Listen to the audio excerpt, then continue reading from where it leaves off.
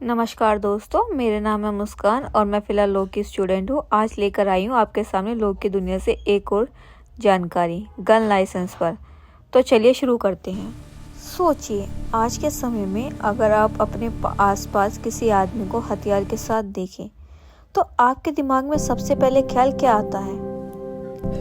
इसके पास लाइसेंस होगा या लीगल है या इलीगल? लेकिन सच ये है, इंडिया में गन रखना ना नॉर्मल है ना आसान। असल सवाल ये है, ये लीगल और इलीगल बना कैसे? इंडिया एक ऐसा देश है जहाँ गन रखना ना फंडामेंटल राइट है और ना हर किसी के लिए अलाउड। यहाँ गन लाइसेंस एक अधिकार नहीं, एक परमिशन है और यह परमिशन हर किसी को नहीं मिलती। आज के समय में लाइसेंस किसको मिलता है? आज के इंडिया में गन लाइसेंस सिर्फ कुछ स्पेसिफिक वजहों पर मिलता है। सेल्फ डिफेंस, जब रियल प्रोबेबल थ्रेट हो, फार्म प्रोटेक्शन, रूरल एरियाज में स्पॉट शूटिंग, रिकॉग्नाइज शूटर्स को, बिजनेस रिस्क हो जैसे कैश हैंडलिंग। लेकिन सिर्फ कह देना मुझे खतरा है काफ़ी नहीं।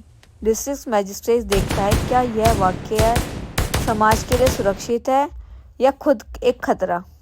लाइसेंस आवेदन की प्रक्रिया। गन लाइसेंस का प्रोसेस बहुत स्ट्रिक्ट है। इसमें शामिल online offline applications, police verifications, neighbours inquiry, criminal background check, mental fitness assessment और फिर भी फाइनल फैसला आपका नहीं। अथॉरिटी को शंका हुई तो रिजेक्ट। एक ज़रूरी लीगल सच। यहाँ एक बात ध्यान से समझिए, इंडिया में सेल्फ डिफेंस का राइट है लेकिन गन रखने का नहीं। गन लाइसेंस सिर्फ आर्म्स एक्ट 1959 के तहत एक परमिशन है। Major turn. अब सवाल उठता है, अगर आज गवर्नमेंट इतनी केयरफुल है तो पहली बार गन लाइसेंस लाए क्यों गया था? जवाब ले जाता है सीधा 1857 के संग्राम। 1857 से पहले 1857 से पहले भारत में हथियार रखना जुर्म नहीं था। तलवार, भाला, बंदूक ये सुरक्षा और सम्मान का हिस्सा था। गांव की रक्षा, जमीन की हिफाजत, इज्जत बचाने के लोग हथियार रखते थे। 1857 का संग्राम। ब्रिटिश कदर। 1857 जब वही इंडिया सीपो जो ब्रिटिश आर्मी का हिस्सा था बंदूक लेकर खड़े हो गए। ब्रिटिश को समझ आ गया इंडियंस के हाथ में हथियार रहा तो हमारे राज खत्म। गोल बन गया disarm India. Indians arm act 1878। 1878 में ब्रिटिश ने लाया इंडियंस आर्म एक्ट 1878। कोई इंडियन बिना परमिशन हथियार नहीं रखेगा। आईने ब्रिटिश ऑफिसर्स को लाइसेंस की जरूरत ही नहीं। ये कंट्रोल था, सेफ्टी नहीं, पावर बैलेंस। 1947 के बाद सवाल, क्या ये लोग हटाएंगे?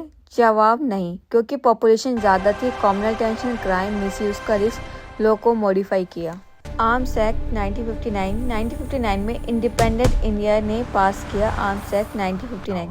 British time control, Indian time control plus safety. Licence से पहले बैकग्राउंड नीडेड रिस्पॉन्सिबिलिटी चेक 2019 में रूल और स्ट्रिक्ट हुए।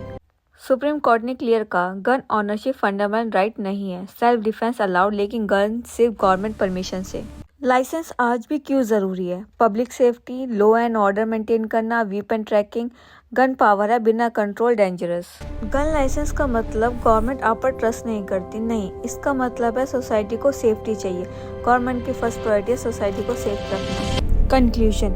1857 से आज तक गन लाइसेंस सिखाता है हथियार सिर्फ मेटल नहीं है, हिस्ट्री, फियर और पावर है। लोगों का काम है पावर को बैलेंस करना। अगर आपको ये वीडियो यूज़फुल लगे तो चैनल को सब्सक्राइब करें, लाइक करें, शेयर करें अपने दोस्तों के साथ। और अगली वीडियो हम जानेंगे कि हम लाइसेंस के लिए कैसे अप्लाई कर सकते हैं गन के।